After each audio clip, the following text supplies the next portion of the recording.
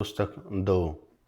इन शब्दों के साथ मैं सोच रहा था कि मैंने बातचीत ख़त्म कर दी है, लेकिन सच तो यह है कि यह अंत तो बस एक शुरुआती ग्लोकन जो हमेशा सबसे ज़्यादा झगड़ालू होता था, थ्रीसी मेकस के रिटायरमेंट से खुश नहीं था। वह लड़ाई ख़त्म करना चाहता था, इसलिए उसने मुझसे कहा, सुकरात, क्या तुम सच में हमें यकीन दिलाना चाहते हो, या बस ऐसा लगना चाहते हो कि तुमने हमें यकीन दिला दिया है कि इंसाफ करना हमेशा नाइंसाफ़ी करने से बेहतर है। मैंने जवाब दिया, अगर मैं कर सकता तो मैं सच में आपको मनाना चाहता, तो आप पक्का कामयाब नहीं हुए। अब मैं आपसे पूछता हूँ, आप चीज़ों को कैसे अरेंज करेंगे? क्या कुछ ऐसी चीज़ें नहीं हैं जिनका हम सिर्फ उनके फ़ायदे के लिए और उनके नतीजों से अलग होकर स्वागत करते हैं, जैसे नुकसान न पहुंचाने वाले खुशियों और मज़े जो उस समय हमें खुशी देते हैं, भले ही उनसे कुछ न हो। मैंने जवाब दिया, मैं इस बात से सहमत हूँ कि कोई ऐसी क्लास होती है। क्या जान, नज़र, सेहत जैसे दूसरी दूसरी तरह की चीज़ें भी नहीं हैं जो न सिर्फ अपने आप में बल्कि अपने नतीजों के लिए भी अच्छी हैं? मैंने कहा, ज़रूर। और क्या आप एक तीसरी क्लास को नहीं पहचानेंगे, जैसे जिम्नास्टिक और बीमारियों की देखभाल और डॉक्टर की कला तथा साथ ही पैसे कमाने की के अलग अलग तरीके हैं? ये हमारे लिए अच्छे हैं, लेकिन हम इन्हें बुरा बुरा मानते हैं, और कोई भी इन्हें अपने फ़ायदे के लिए नहीं चुनेगा, बल्कि उनसे मिलने वाले किसी इन इनाम या नतीजे के लिए चुनेगा। मैंने कहा, यह थर्ड क्लास भी है। आपने लेकिन आप क्यों पूछ रहे हैं? क्योंकि मैं जानना चाहता हूँ कि क्या आप न्याय के इन तीनों श्रेणियों में किस श्रेणी में रखेंगे? मैंने जवाब दिया, सबसे ऊंची क्लास में, उन चीज़ों में से जिन्होंने जिन्हें वह इंसान को खुश करना चाहता है, अपने लिए और अपने नतीजों के लिए चाहता है। फिर बहुत से लोग दूसरी ओर सोच रखते हैं। वे सोचते हैं कि न्याय को परेशानी वाली कैटेगरी में गिना जाना चाहिए, इन चीज़ों में सिर्फ जिन्हें सिर्फ खुशी के लिए हासिल किया जाना चाहिए, इनाम और इज्जत की बात है, लेकिन आपने आप में ये नापसंद है और इनसे बचना चाहिए। मैंने कहा, मुझे पता है कि उनकी सोच ऐसी है, और यही वो बात थी जिसे थ्रेसी मेकर्स अभिमान रहा था जब उसने अन्याय की, बुराई की और अन्याय की तारीफ की। लेकिन मैं इतना बेवकूफ़ हूँ कि उसकी बात पर यकीन नहीं कर सकता। उन्होंने कहा, काश तुम भी मुझे उनकी तरह सुनते, और फिर मैं देखूंगा कि तुम और मैं सहमत है या नहीं, क्योंकि थ्री मार्कस मुझे एक सांप की तरह लगता है जो तुम्हारी आवाज़ में जल्दी मोहित हो गया है। लेकिन मेरे हिसाब से न्याय और अन्याय का नेचर अभी तक साफ नहीं हुआ है, और उनके इनाम और नतीजों को एक तरफ रखते हुए मैं जानना चाहता हूँ कि वे अपने आप में क्या हैं और वे आत्मा के अंदर कैसे काम करते हैं। अगर तुम चाहो तो मैं थ्री मार्कस की बात को फिर से दोहराऊंगा, और सबसे पहले मैं उनके बारे में आम राय के हिसाब से न्याय के नेचर और शुरुआत के बारे में बात करूंगा। दूसरा, मैं दिखाऊंगा कि जो लोग भी न्याय करते हैं वे अपनी मर्जी के खिलाफ ज़रूरत के हिसाब से करते हैं, लेकिन अच्छाई के तौर पर नहीं। और तीसरा, मैं यह तर्क दूंगा कि इस नज़रिए में वह वजह है क्योंकि अन्याय की ज़िंदगी आखिरकार न्यायी ज़िंदगी से बेहतर है। अगर वे जज कहते हैं वह सच है, सुकरात, क्योंकि मैं खुद उनकी राय से सहमत नहीं हूँ। लेकिन फिर भी मैं मानता हूँ कि जब मैं अपने कानों से थ्री मेकर्स और दूसरे लोगों की आवाज़ें सुनता हूँ तो मैं हैरान हो जाता हूँ। और दूसरी तरफ मैंने अभी तक किसी को भी अन्याय अन्याय पर न्याय की बेहतर को संतोषजनक तरीके से बताते हुए नहीं सुना है। मैं न्याय की तारीफ सुनना चाहता हूँ जब मैं संतुष्ट हो जाऊँगा, और आप ही वे तरीके हैं जिनसे मुझे लगता है कि यह सुनने की सबसे ज़्यादा संभावना है। इसलिए मैं अपनी पूरी ताकत से अन्यायी जीवन की तारीफ करूँगा, और मेरे बोलने का तरीका यह तरीका बताएगा कि आपको भी न्याय की तारीफ करते और अन्याय करते, बुराई करते हुए सुनने चाहता हूँ। क्या आप बताएंगे कि क्या आप मेरे प्रस्ताव को मंजूर करते हैं? हाँ, मैं ऐसा सोचता हूँ, और मैं ऐसे किसी विषय की कल्पना भी नहीं कर सकता जिसके बारे में कोई समझदार आदमी अक्सर बात करना चाहेगा। उन्होंने जवाब दिया, मुझे आपकी इस बी मुझे आपकी बात सुनकर बहुत खुशी हुई, और जैसा मैंने कहा था, मैं न्याय के नेचर और ओरिजिन के बारे में बात करके शुरू करूँगा। वे कहते हैं कि अन्याय करना स्वभाव से अच्छा है, अन्याय सहना बुरा है, लेकिन बुराई अच्छाई से बड़ी होती है। और इसलिए जब लोगों ने अन्याय किया अन्याय किया भी है और सहा भी है और दोनों का अनुभव भी किया है, और एक से बचकर दूसरे को नहीं पा सके, तो वे सोचते हैं कि बेहतर होगा कि आपस में सहमत हो जाएं, कि दोनों में से कोई भी न हो। इसलिए कानून और आपसी समझौते होते हैं, और जो कानून तय करता है उसे वे कानूनी और न्यायपूर्ण कहते हैं।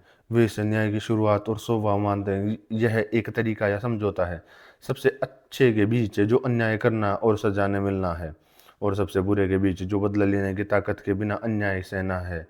और न्याय दोनों के बीच में होने के कारण अच्छाई के रूप में नहीं बल्कि कम बुराई के रूप में बर्दाश्त किया जा सकता, और लोगों के अन्याय न कर पाने की वजह से इसका सम्मान किया जाता है। क्योंकि कोई भी आदमी जो अगर कोई आदमी विरोध कर सके तो वह कभी भी ऐसे समझौते के लिए तैयार नहीं होगा। अगर वह ऐसा करता है तो वह पागल हो जाएगा। सुकरात न्याय के नेचर और ओरिजिन के बारे में यही माना जाता है। अब जो लोग न्याय करते हैं वे ऐसा अपनी मर्जी से करते हैं क्योंकि उनके पास अन्याय करने की ताकत नहीं है। और जो तो यह सबसे अच्छा लगेगा अगर हम कुछ इस तरह की कल्पना करें। न्याय करने वाले और अन्याय करने वाले दोनों को अपनी मर्जी से करने की ताकत देकर आइए देखें कि इच्छा उन्हें कहाँ ले जाती है। तब हम देखेंगे न्याय करने वाला और अन्याय करने वाले आदमी एक ही रास्ते पर चल रहे हैं और अपने फायदे के लिए, जिसे कभी सभी कुदरत अपना भला मानती है, और उन्हें सिर्फ कानून की ताकत से न्याय के रास्ते पर मोड़ा जा सकता है। हम जिस आज़ादी की उम्मीद कर रहे हैं वह उन्हें पूरी तरह से ऐसी ताकत के रूप में दी जा सकती है जिसके बारे में कहा जाता है कि वह लीडियन क्रोएसस के पूर्व गिजिज के पास थी। परंपरा के अनुसार गिजिज लीडिया के राजा की सेवा में एक चरवाहा था।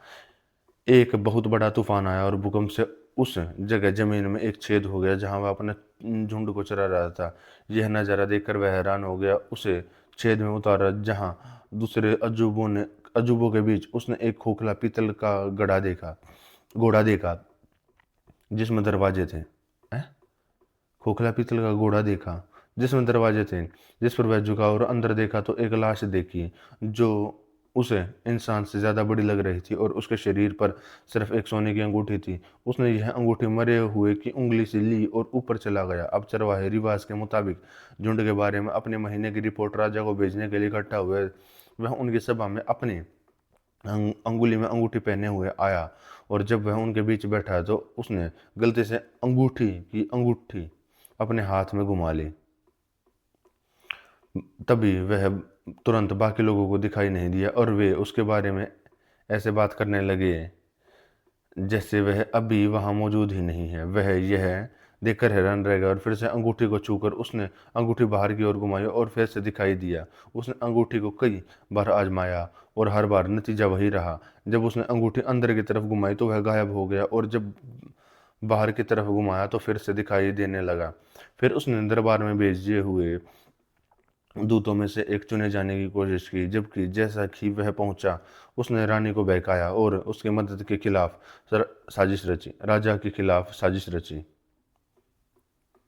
उसकी मदद से राजा के खिलाफ साजिश रची और उसे मार डाला और राज्य ले लिया। मान लीजिए कि ऐसी दो जादुई अंगूठियां होती और नेक आदमी उनमें से एक पहन लेता और नाइंसाफ करने वाला दूसरी, तो कोई आदमी इतना मजबूत नहीं हो सकता कि वह इंसाफ पर अड़ा रहे।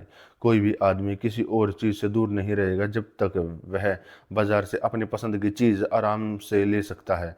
यह घरों में से जाकर अपनी मर्जी से किसी के साथ सो सकता है, या चाहे मार सकता है, या जेल से रिहा कर सकता है, और हर तरह से इंसान के बीच भगवान जैसा हो सकता है। जब नेक लोगों के काम इंसाफ करने वालों के काम जैसा ही होंगे, वे दोनों आखिर में एक ही बात पर आ जाएंगे। और हम सच में यह मान सकते हैं कि यह इस बात का एक बड़ा सबूत है कि एक आदमी न्यायप्रिय है अपनी मर्जी से नहीं, या इसलिए नहीं कि उसे लगता है कि न्याय उसके लिए अकेला अच्छा है, बल्कि इसलिए कि वह मजबूरी में है।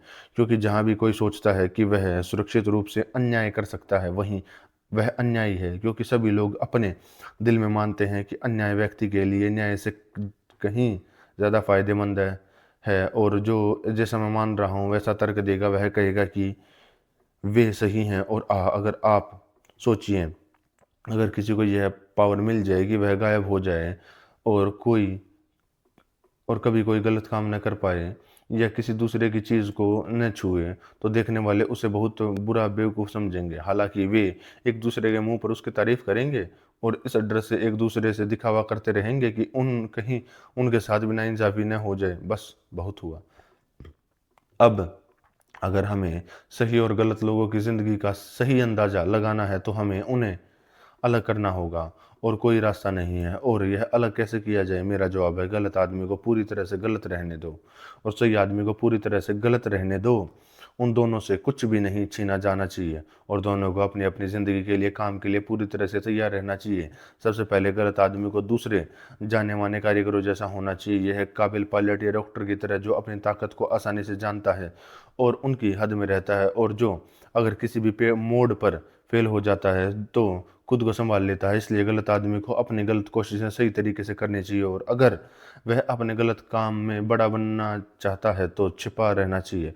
जो पकड़ा जाता है वह कुछ भी नहीं है, क्योंकि गलत काम की सबसे बड़ी हद यह है कि जब आप सही न हों तब भी सही माना जाए। इसलिए मैं कहता हूँ कि पूरी तरह से गलत आदमी में हमें सबसे सही गलत काम मानना चाहिए। कोई नतीजा नहीं निकालना चाहिए, लेकिन हमें यह मानना होगा कि सबसे गलत काम करते हुए भी उसने न्याय के लिए सबसे ज़्यादा नाम कमाया है। अगर उसने कोई गलत कदम उठाया है तो उसे खुद को संभालना होगा। अगर उसे किसी काम का पता चलता है तो उसे असरदार तरीके से बोलना होगा और जो अपनी हिम्मत और ताकत और पैसे और दोस्तों पर पकड़ से जहाँ ज़रूरत हो वहाँ अपना रास्ता बना सके, और उसके साथ हम एक न्यायप्रिय आदमी को उसकी मेहनत और सादगी में रखें। और जो, जैसा कि विशाल एशिलस कहते हैं, अच्छा होने की इच्छा रखता है, अच्छा नहीं दिखना चाहता। कोई दिखावा नहीं होना चाहिए, क्योंकि अगर वह न्यायप्रिय लगता है तो उसे सम्मान और इनाम मिलेगा और तब हमें पता नहीं चलेगा कि वह न्याय के लिए न्यायप्रिय है या सम्मान और इनाम के लिए। इसलिए उसे सिर्फ न्याय के कपड़े पहनाए जाने चाहिए और कोई दूसरा आवरण नहीं होना चाहिए, और उसे पहले वाले के उल्टी ज़िंदगी की हालात में कल्पना की जानी चाहिए। उसे सबसे अच्छा इंसान होने थे और उसे सबसे बुरा समझा जाए, तब उसकी परीक्षा हो चुकी होगी। और हम देखेंगे कि क्या वह बदनामी और उसके नतीजों से प्रभावित होगा, और उसे मौत के समय तक ऐसा ही करते रहना चाहिए। न्याय होते हुए भी अन्याय दिखना चाहिए। जब दोनों ही बहुत हद पार कर जाएं, पर पहुंच जाएं, एक न्याय का और दूसरा अन्याय का, तो यह तय किया जाए कि दोनों में से कौन ज़्यादा खुश है। हे भगवान, मेरे प्यारे ग्लोकन, मैंने कहा तुम कितनी मेहनत से उन्हें फैसले के लिए तैयार करते हो, पहले एक को और फिर दूसरे को, जैसे वे दो मूर्तियां हों। मैं अपनी पूरी कोशिश करता हूँ, उसने कहा। और अब जब हम जानते हैं कि वे कैसे हैं तो यह पता लगाने में कोई मुश्किल नहीं है कि उनमें से किसी की ज़िंदगी कैसी होगी। मैं इसके बारे में बताना शुरू करूँगा, लेकिन जैसा कि आपको यह बात थोड़ी ज़्यादा भद्दी लग सकती है कि मैं आपसे कहता हूँ कि आप मान लें, सुकरात की आगे वो शब्द हैं, मेरे नहीं। मैं उन्हें अन्याय की तारीफ करने वालों के मुंह में डाल दूंगा। वे आपको बताएंगे कि जिसने एक आदमी को अन्यायी समझा जाता है उसे कोड़े मारे जाएंगे, परेशान किया जाएगा, बांधा जाएगा, उसकी आंखें जला दी जाएंगी और आखिर में हर तरह की बुराई सहने के बाद वह खुल सूली पर चढ़ाया जाएगा। तब वह समझ जाएगा कि उसे सिर्फ न्याय देखना चाहिए, न्यायी नहीं होना चाहिए। एसिलस शब्द न्याय के बजाय अन्यायी के बारे में ज़्यादा सही कहे जा सकते हैं, क्योंकि अन्यायी असलियत का पीछा कर रहा होता है। वह दिखावे के हिसाब से नहीं जीता, वह असल में अन्यायी बनना चाहता है, न कि ये सिर्फ अन्याय दिखना चाहता है। उसके दिमाग में गहरी उपजाऊ ज़मीन होती है जहाँ से उसकी समझदारी भरी सलाह निकलती है। सबसे पहले उसे इंसाफ करने वाला माना जाता है और इसलिए शहर में उसका राज चलता है। वह जिससे चाहे शादी कर सकता है और जिससे चाहे शादी कर सकता है। साथ ही वह जहाँ चाहे वहाँ व्यापार और डील कर सकता है, और हमेशा अपने फ़ायदे के लिए, क्योंकि उसे अन्याय का कोई डर नहीं है। और हर मुकाबले में, चाहे वह पब्लिक हो या प्राइवेट, वह अपने दुश्मनों से बेहतर है और उनकी कीमत पर फ़ायदा उठाता है और अमीर होता है। और अपने फ़ायदे से वह अपने दोस्तों को फ़ायदा पहुँचा सकता है और अपने दुश्मनों को नुकसान पहुँचा सकता है। इसके अलावा वह बलिदान चढ़ा सकता है और देवताओं को बहुत सारे और शानदार तोहफे दे सकता है। और देवताओं या किसी भी आदमी को जिसे वह इंसाफ करने वाला मानना चाहता है, इंसाफ करने वालों से कहीं बेहतर तरीके से सम्मान दे सकता है, और इसलिए वह देवताओं को उनसे ज़्यादा प्यारा हो सकता है। और इस तरह सुकरात देवताओं और इंसानों के बारे में कहा जाता है कि वे इंसाफ करने वालों की ज़िंदगी से इंसाफ करने वालों की ज़िंदगी को बेहतर बनाने में एक साथ आते हैं। ओके, मैं ग्लाकोन को जवाब में कुछ कहने ही वाला था कि उसके भाई एडेमेंटस ने बीच में ही टोक दिया। उसने कहा, सुकरात, तुम्हें नहीं लगता कि अब और कुछ कहने की ज़रूरत नहीं है? क्यों, और क्या है? मैंने जवाब दिया। उन्होंने जवाब दिया, सबसे मजबूत बात का तो जिक्र भी नहीं किया गया है। तो फिर कहावत के अनुसार भाई को भाई की मदद करने दो। अगर वह किसी भी काम में फेल हो जाता है तो तुम उसकी मदद करो। हालांकि मुझे यह मानना होगा कि ग्लोकों ने मुझे धूल में मिलाने और मुझसे न्याय में मदद करने की ताकत छीनने के लिए पहले ही काफ़ी कुछ कह दिया है। उन्होंने जवाब दिया, बकवास। लेकिन मैं कुछ और जोड़ना चाहता हूँ। न्याय और अन्याय की तारीफ और बुराई के बारे में ग्लोकोन के तर्क का एक और पहलू भी है, जो मेरे हिसाब से उनके मतलब को सामने लाने के लिए उतना ही ज़रूरी है। माता पिता और ट्यूटर हमेशा अपने बेटों और बच्चों से कहते हैं कि उन्हें इंसाफ करना है। लेकिन क्यों? इंसाफ के लिए नहीं, बल्कि कैरेक्टर और इज्जत के लिए। इस उम्मीद से कि जो इंसाफ के लिए मशहूर है उसे कुछ ऐसे पद, शादियाँ और ऐसी ही चीज़ें मिल जाएंगी जिन्हें ग्लोकन ने इंसाफ के नाम से गलत लोगों को मिलने वाले फ़ायदों में गिनाया है। हालांकि इस तरह के लोग दूसरों की तुलना में दिखावे पर ज़्यादा ध्यान देते हैं, क्योंकि वे देवताओं की अच्छी राय में विश्वास करते हैं और अपने आप को उन फ़ायदों की बारिश के बारे में बताएंगे जो स्वर्ग, जैसा कि वे कहते हैं, नेक लोगों पर बरसता। और यह महान हेसिडस और होमर की गवाही से मेल खाता है, जिनमें से पहले कहते हैं कि देवता नेक लोगों के ओक के पेड़ों को उनके ऊपर बलूत के फल और बीज के मधुमक्खियों पैदा करने के लिए बनाते हैं, और भेड़ें अपने ऊन के बाहर से झुक गए हैं, और इस तरह के कई आशीर्वाद उन्हें दिए गए जाते हैं। और होमर का भी कुछ ऐसा ही अंदाज है, क्योंकि वह एक ऐसे व्यक्ति के बारे में बात करता है जिसकी शोहरत, जैसा किसी बेगुनाह राजा की शोहरत, जो भगवान की तरह न्याय बनाता है, जिसके लिए काली धरती गेहूं और जो उगाती है, जिसके लिए पेड़ फलों से लदे रहते हैं, और उसकी भेड़ें कभी फल देना बंद नहीं करती, और समुद्र उसे मछली देता है। इससे भी शानदार स्वर्ग के तोहफे में जो मुशेयस और उनका बेटा नेक लोगों को देते हैं, वे उन्हें नीचे की दुनिया में ले जाता है, और जहाँ वे शुद्धों को दावत में सोफे पर लेटा हुआ देखते हैं, हमेशा नशे में मालाओं से लदे हुए। उनका विचार यह लगता है कि नशे में अमर रहना ही सबसे बड़ा पुण्य है। कुछ लोग अपने इनामों को और भी आगे बढ़ाते हैं, जैसा कि वे कहते हैं, वफादार और नेक लोगों की आने वाली पीढ़ी तीसरी और चौथी पीढ़ी तक जिंदा रहेगी। इसी अंदाज में वे न्याय की तारीफ करते हैं। लेकिन बुरे लोगों के बारे में एक और अंदाज है। वे उन्हें पाताल लोक में दलदल में दफनाना दफना कहते हैं। ओके, पाताल लोक में दफना के देते हैं, और उनसे छलनी में पानी डोलने को कहते हैं। और जब वे जिंदा होते हैं तब भी वे उन्हें बदनाम करते हैं, और उन्हें वो सज़ा देते हैं जिसे ग्लोकन ने सही लोगों का हिस्सा बताया है, जिन्हें गलत माना जाता है। क्यों? उनकी खोज के अलावा और कुछ भी इसकी भरपाई नहीं कर सकता। एक की तारीफ और दूसरे की बुराई करने का उनका यही तरीका है। एक बार फिर सुकरात, मैं तुमसे न्याय और अन्याय के बारे में बात करने का एक और तरीका सोचने के लिए कहूँगा, जो सिर्फ कवियों तक ही सीमित नहीं है, बल्कि लिखने वालों में भी पाया जाता है। इंसानियत का यूनिवर्सल आवाज़ हमेशा यही कहती है कि न्याय और अच्छाई इज्जतदार हैं, लेकिन दुख देने वाले और मेहनत वाले हैं, और बुराई और अन्याय का मज़ा आसानी से मिल जाता है, और सिर्फ कानून और राय ही उसकी बुराई कर सकती है।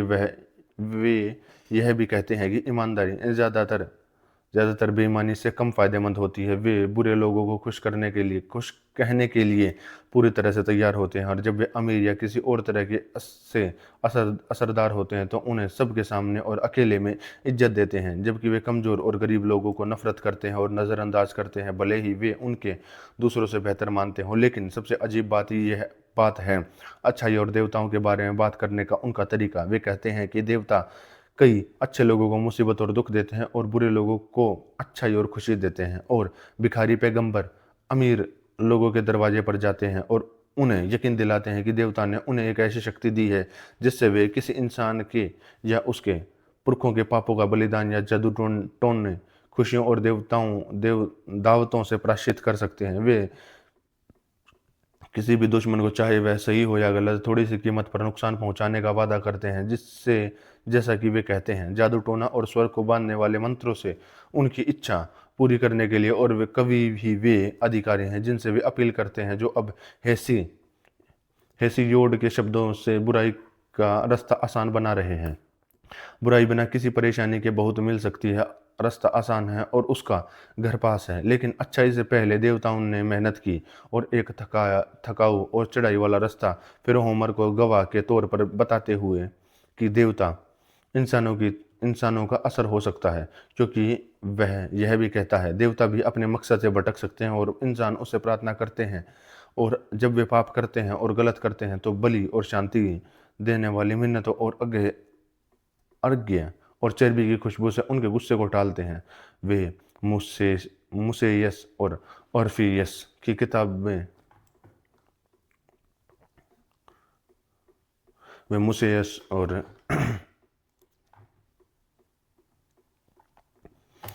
ऑर्फियस की लिखी कई किताबें निकालते हैं जो चांद और म्यूज के बच्चे थे।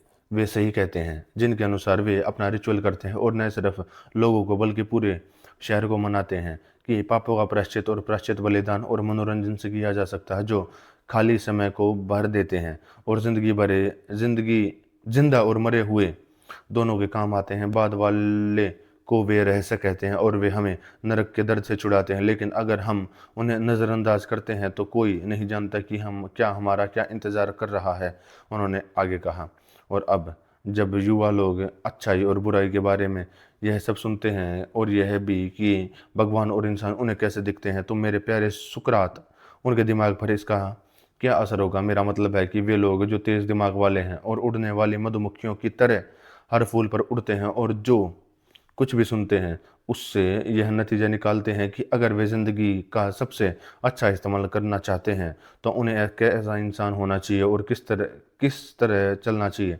शायद युवा पिंडर के शब्दों में खुद से कहेंगे, क्या मैं इंसाफ से या धोखे के टेढ़े मेढ़े तरीकों से एक ऊंची मीनार पर चढ़ सकता हूँ जो मेरे लिए ज़िंदगी भर एक किला बनी रहे? क्योंकि लोग कहते हैं कि अगर मैं सच में इंसाफ करने वाला हूं और मुझे इंसाफ करने वाला भी नहीं समझा जाता तो कोई फ़ायदा नहीं है। लेकिन दूसरी तरफ दर्द और नुकसान साफ है।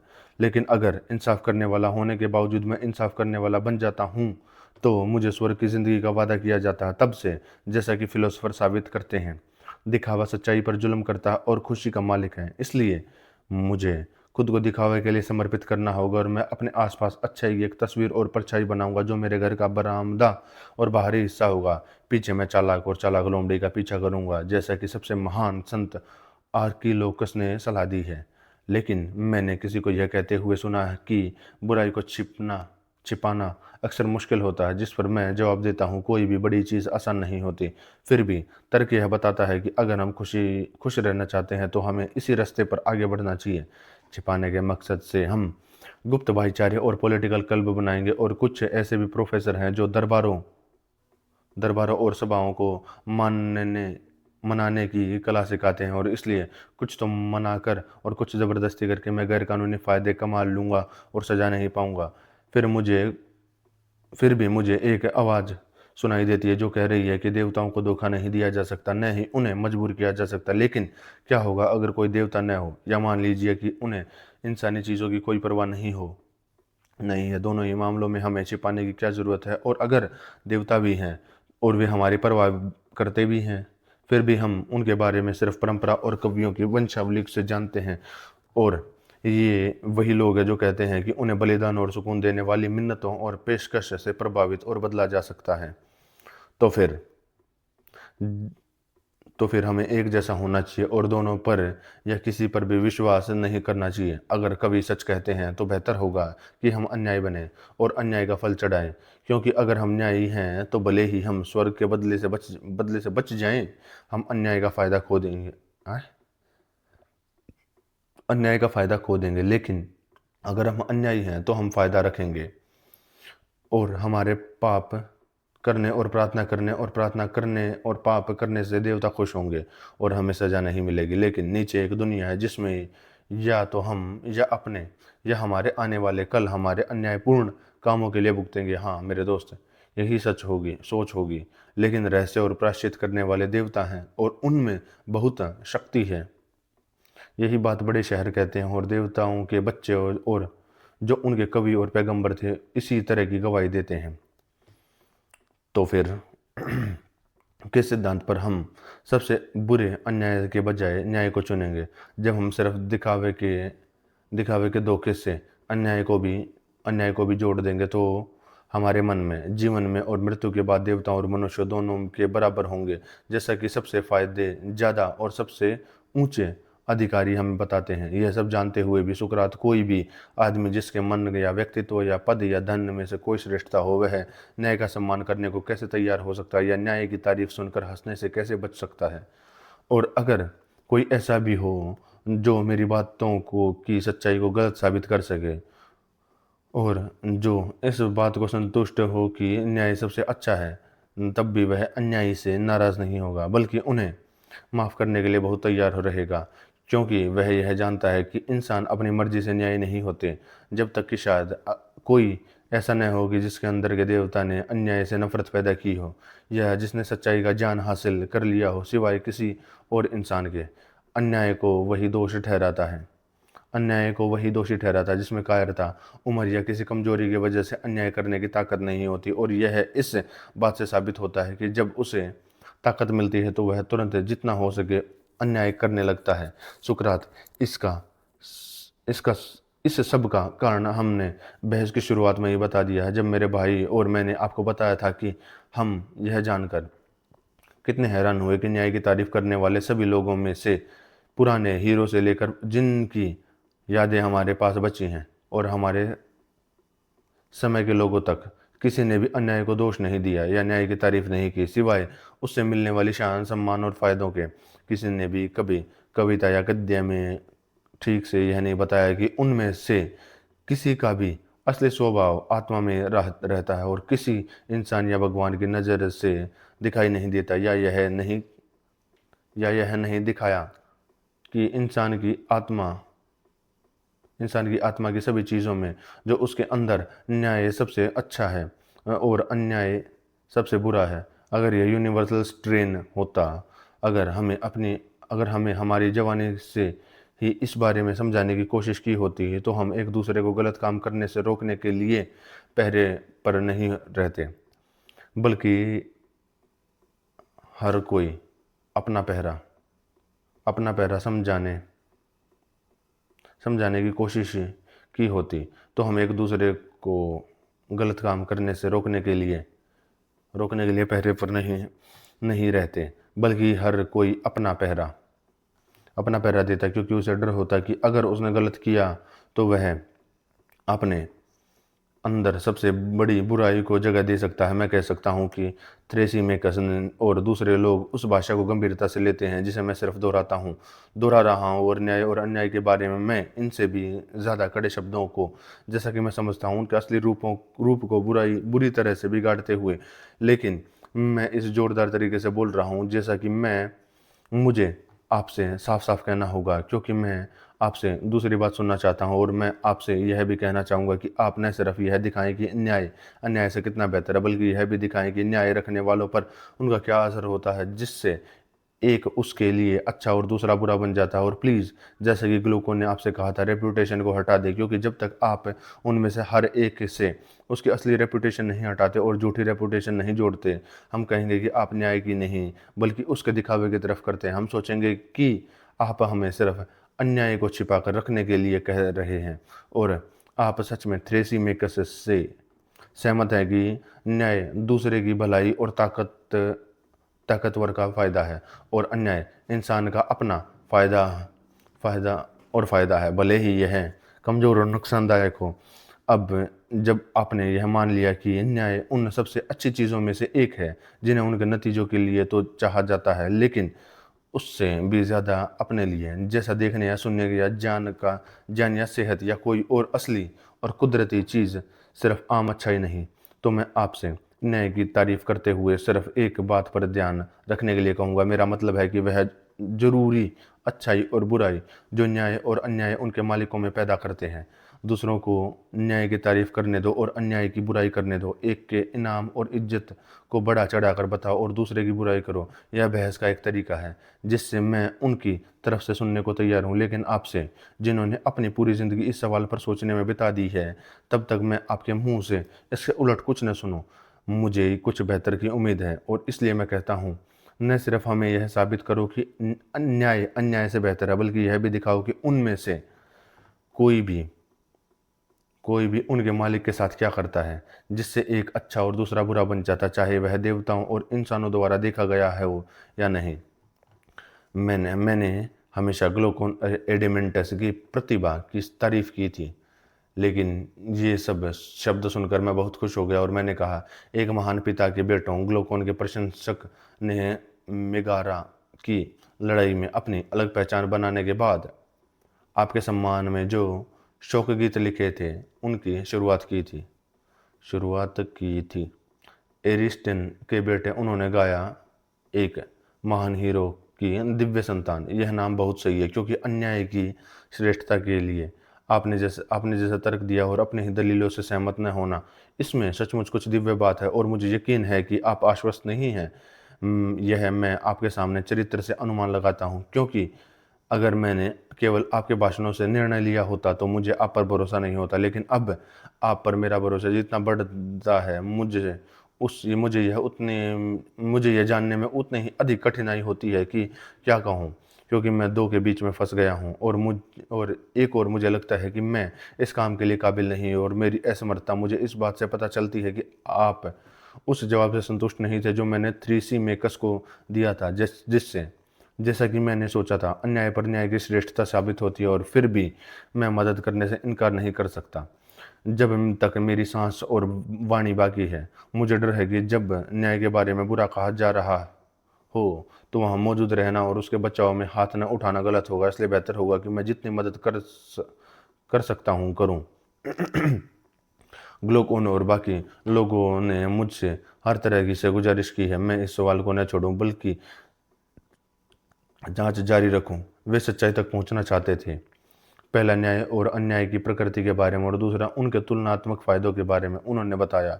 जो मैं सोचता हूँ कि जांच एक सीरियस नेचर की होगी और इसके लिए बहुत अच्छी आंखों की ज़रूरत होगी। तो मैंने कहा, यह देखते हुए कि हम कोई बड़े अक्लमंद नहीं है, मुझे लगता है कि हमें एक तरीका अपनाना चाहिए जिससे मैं इस तरह समझा सकता हूँ।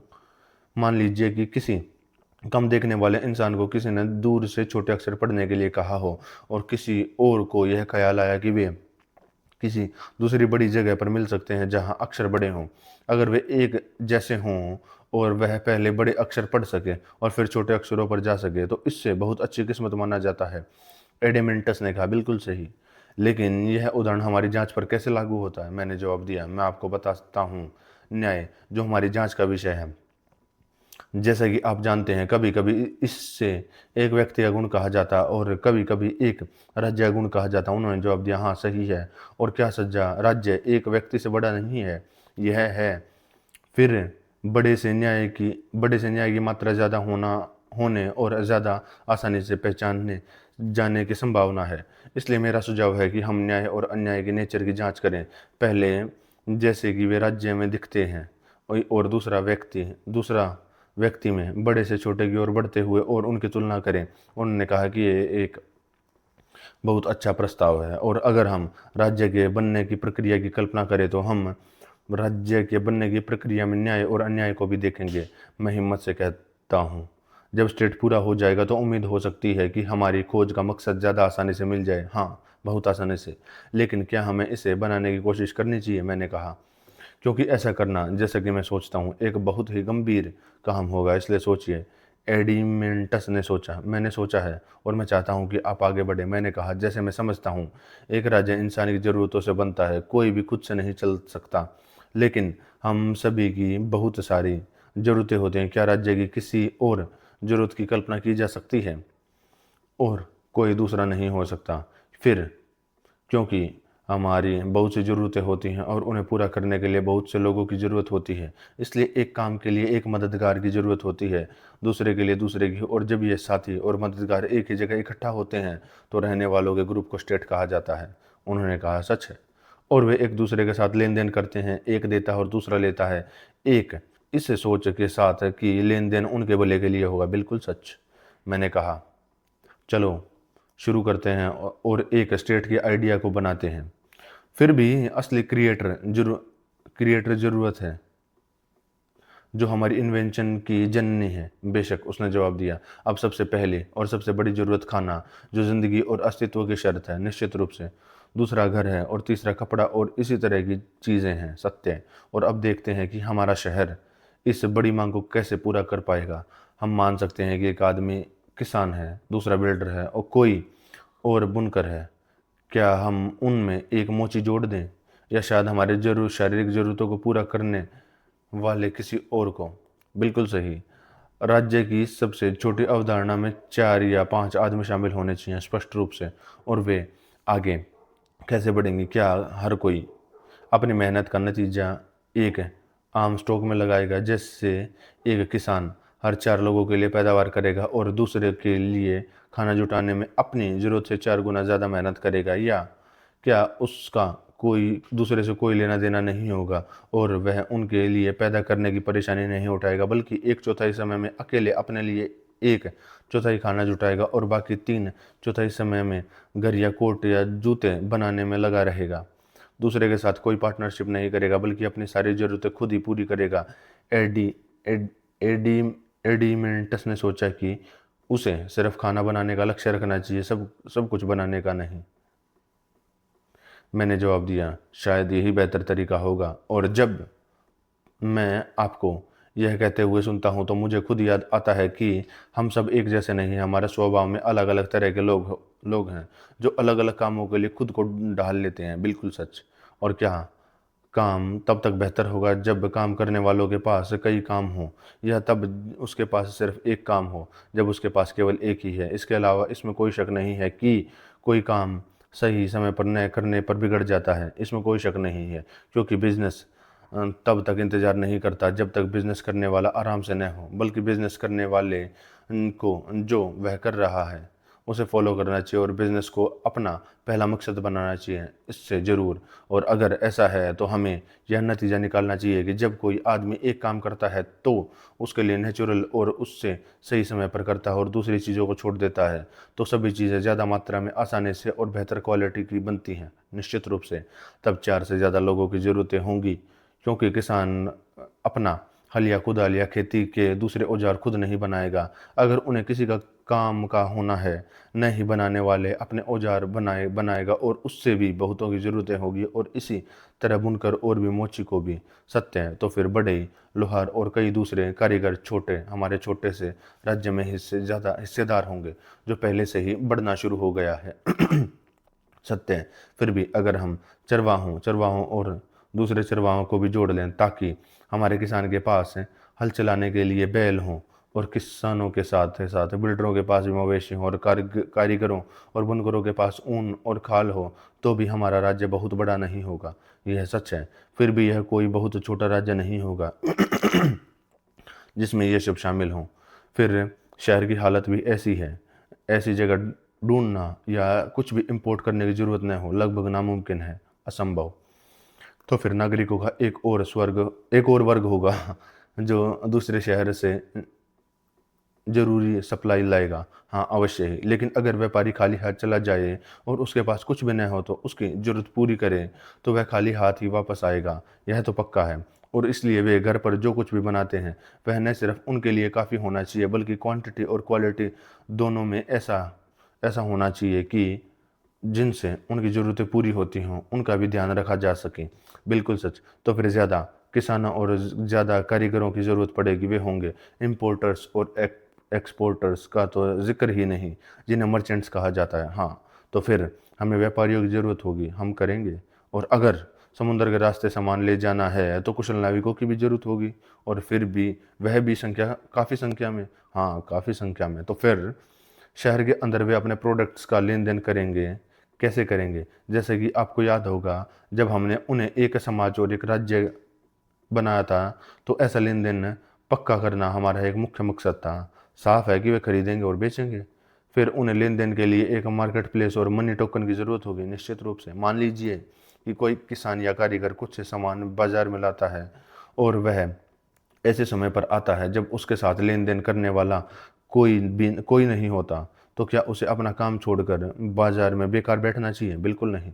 उसे वहाँ ऐसे लोग जरूर मिलेंगे जो जरूरत देख कर सेल्समैन का काम कर लेते हैं। अच्छी खासी जगहों पर वे आमतौर पर वे लोग होते हैं जो शरीर से सबसे कमज़ोर होते हैं और इसलिए किसी और काम के लिए लिए कम काम के होते हैं और उनका काम बाजार में रहना और उन लोगों को सामान के बदले पैसे देना होता है जो बचन बेचने की इच्छा और खरीदने की इच्छा रखने वालों से पैसे लेना। तो इस कमी की वजह से हमारे राज्य में रिटेल्स ट्रेडर्स का एक ग्रुप बनता है। क्या रिटेलर शब्द उन लोगों के लिए नहीं है जो बाजार में बैठकर खरीदने बेचने का काम करते हैं, जबकि जो लोग एक शहर से दूसरे शहर घूमते हैं उन्हें मर्चेंट कहा जाता है। हाँ, उन्होंने कहा, और नौकरों का एक और ग्रुप है जो दिमागी तौर पर मुश्किल से ही किसी साथी के लेवल पर होते हैं, फिर भी उनके पास मेहनत करने के लिए बहुत शरीर की ताकत होती है जिसे वे बेच देते हैं। अगर मैं गलत नहीं हूँ तो उन्हें बाड़े का कहा जाता है और बाड़ा उनकी मेहनत की कीमत को दिया गया नाम है। सत्य है। तो फिर बाड़े के लोग हमारी आबादी बढ़ाने में मदद करेंगे। हाँ, और अब एडिमेंटस क्या हमारे राज्य में चोर और परफेक्ट हो गया है? मुझे भी ऐसा ही लगता है। तो फिर न्याय कहाँ है, अन्याय कहाँ है, और ये राज्य के किस हिस्से में पैदा हुए हैं? शायद इन नागरिकों के एक दूसरे के साथ व्यवहार में। मैं सोच भी नहीं सकता कि वे कहीं और पाए जाने की ज़्यादा संभावना रखते हैं। मैंने कहा, मैं कह सकता हूँ कि आपका सुझाव सही है। हमें इस मामले पर सोचना चाहिए और जांच से पीछे नहीं हटना चाहिए। जांच से पीछे नहीं हटना चाहिए। तो चलिए सबसे पहले यह सोचते हैं कि अब जब हमने उन्हें इस तरह बसा दिया है तो उनकी ज़िंदगी कैसी होगी? क्या वे अनाज, शराब, कपड़े और जूते नहीं उगाएंगे और अपने लिए घर नहीं बनाएंगे? और जब उन्हें घर मिल जाएगा तो वे गर्मियों में आमतौर पर नंगे पैर काम करेंगे, लेकिन सर्दियों में मोटे कपड़े और जूते पहनकर वे जौ का आटा, गेहूं का आटा खाएंगे, उन्हें पकाएंगे और गूंथेंगे, बढ़िया केक और रोटियां बनाएंगे। इन्हें वे सरकंडे की चटाई पर या साफ पत्तों पर परोसेंगे और खुद यू या मर्टल से सजे बिस्तरों पर लेटे रहेंगे और वे उनके बच्चे दावत करेंगे और अपनी बनाई हुई शराब पिएंगे, सिर पर मालाएं पहनेंगे और देवताओं का गुणगान करेंगे, एक दूसरे से खुशी खुशी बातें करेंगे और वे ध्यान रखेंगे कि उनके परिवार अपनी हैसियत से ज़्यादा खर्च न करें गरीबी या युद्ध में। लेकिन ग्लोकन ने बीच में टोकते हुए कहा, तुमने उन्हें खाने का स्वाद नहीं दिया। मैंने कहा, हाँ, मैं भूल गया। बेशक उन्हें स्वाद चाहिए होगा, नमक, ओलिव चीज़, और वे जड़ों और जड़ी बूटियों को ऐसे उबालेंगे जिससे गांव के लोग पहले से पारे पारे। मिठाई के लिए हम उन्हें अंजीर, मटर और बीन्स देंगे और वे आग पर मर्टल बेरी और एक्रोन भूनेंगे और कम मात्राएं पिएंगे, और ऐसा खाने से उनसे उम्मीद की जा सकती है कि वे अच्छे बुढ़ापे तक शांति और सेहत से रहेंगे और अपने बच्चों को भी ऐसी ही ज़िंदगी देंगे। उन्होंने कहा, हाँ सुकरात, और अगर सूरों के शहर का पेट भर रहे हैं तो आप जानवरों को कैसे खिलाएंगे? लेकिन आप क्या चाहते हैं, ग्लूकोन? मैंने जवाब दिया। उन्होंने कहा, क्यों? आपको उन्हें ज़िंदगी की आम सुविधाएं देनी चाहिए जो लोग आराम से रहना चाहते हैं। वे सोफे पर लेटने और टेबल पर बैठकर खाना खाने के आदी हैं। उन्हें मॉडर्न स्टाइल में सॉस और मिठाइयाँ मिलनी चाहिए। मैंने कहा, हाँ, मैंने कहा, अब मैं समझ गया। आप मुझसे जिस सवाल पर सोचने के लिए कह रहे हैं वह सिर्फ यह नहीं है कि एक स्टेट कैसे बनता, बल्कि यह भी है कि एक लग्जरी स्टेट कैसे बनता। और शायद इसमें कोई बुराई नहीं है, क्योंकि ऐसे स्टेट ऐसे में हम यह ज़्यादा देख पाएंगे कि गर्मी न्याय और अन्याय कैसे शुरू होते हैं। मेरी राय में स्टेट का सच्चा और हेल्थ स्ट्रक्चर वही है जिसके बारे में मैंने बताया है। लेकिन अगर आप एक स्टेट को गर्मी में भी देखना चाहते हैं तो मुझे कोई एतराज़ नहीं है, क्योंकि मुझे शक है कि बहुत से लोग सादा जीवन जीने से खुश नहीं होंगे। वे सोफे, टेबल और दूसरा फर्नीचर जोड़ना चाहेंगे। साथ ही खाने पीने की चीज़ें, परफ्यूम, अगरबत्ती और केक, ये सब सिर्फ एक तरह के नहीं बल्कि हर तरह के। हमें उन चीज़ों से आगे जाना होगा जिनके बारे में मैं पहले बात कर रहा था, जैसे घर, कपड़े और जूते, प्रिंटर्स और कढ़ाई करने वालों की कला को शुरू करना होगा, और सोना, हाथी दांत और हर तरह का सामान खरीदना होगा। उन्होंने कहा, सच है। फिर हमें अपनी सीमाएं बढ़ानी होगी, क्योंकि पहले वाला हेल्दी स्टेट अब काफ़ी नहीं है। अब शहर को ऐसे कामों से भरना और बढ़ाना होगा जिनकी किसी नेचुरल कमी की ज़रूरत नहीं है, जैसे शिकारियों और एक्टर्स की पूरी जमात है जिनमें से एक बड़ा ग्रुप फॉर्म और कलर से जुड़ा है। दूसरा, म्यूज़िक के चाहने वाले होंगे, पोइट्स और उनके साथ रैप, सोडिस्ट, प्लेयर्स, डांसर्स, कॉन्ट्रैक्टर्स की टोली, औरतों के कपड़े समेत कई तरह की चीज़ें बनाने वाले, और हमें और नौकरों की ज़रूरत होगी क्या? ट्यूटर्स, गीली और सूखी नर्सें, टायर वूमेन और नाई, साथ ही कन्फेशनर्स और कुक्स की भी ज़रूरत नहीं होगी, और सुअर चराने वालों की भी, जिनकी ज़रूरत नहीं थी, और इसलिए हमारे स्टेट के पहले एडिशन में उनकी कोई जगह नहीं थी, लेकिन अब उनकी ज़रूरत है।